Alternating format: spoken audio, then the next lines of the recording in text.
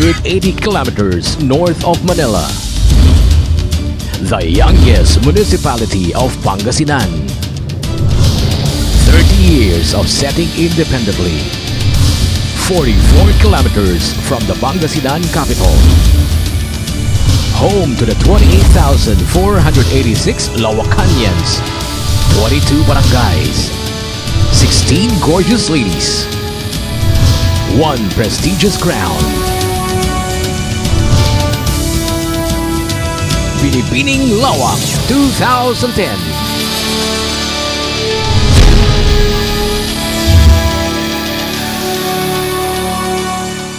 The journey to this bustling and scenic municipality begins at this stage, with 16 of the most lovely girls embodying 16 reasons to fall in love with Laoac. Celebrate beauty and celebrate the pride of Laoac.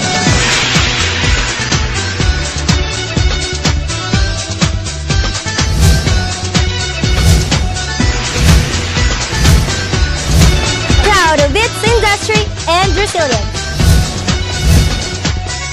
Binibining Laoac Ramos, 19, Banwat. The hospitable people. Raquel Antinor de la Rosa, 18, Kabulalaan. Hard-working labor force. Andrea Marie Ramos Celino, 16, Poblacion. Lush greens and care for Mother Earth. Noel's Abigail Prowless, 18, Karangayan.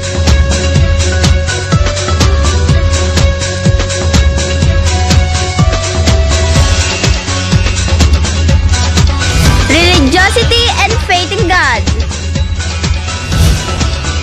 Ana Velasco Mosnes, 17, Poblacion. The smile of beautiful people. Abigail Marzantinco, 19, Calawagan. Diligent men and women at post.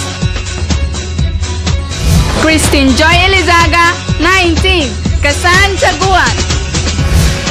Caring and competent governance.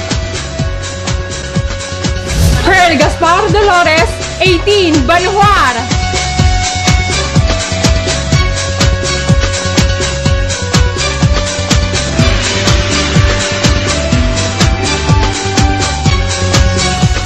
Nature trips and recreation.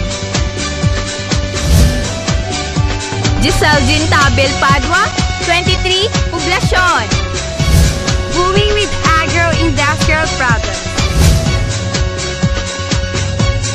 Wells Patay Villorete, 16, Cabilawan. Gateway to the shrine of Our Lady of Manaoac. Gretchen Tinko Marzan, 16, Talugtog. Located at the heart of Pangasinan. Jewel Neri Bautista, 16, Kalmay.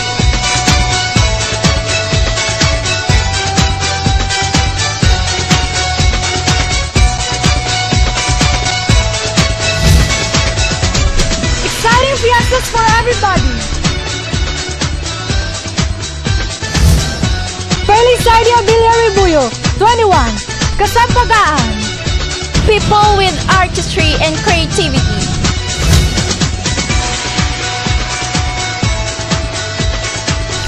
Buena Bulyanday de Samito, 17, Tanaga. Bountiful harvest of crops. Mayor Sorante Castillo, 19, Marabok. Solid plans for the future. Irish Maize Tayo Kasugo, 18, Yat Yat.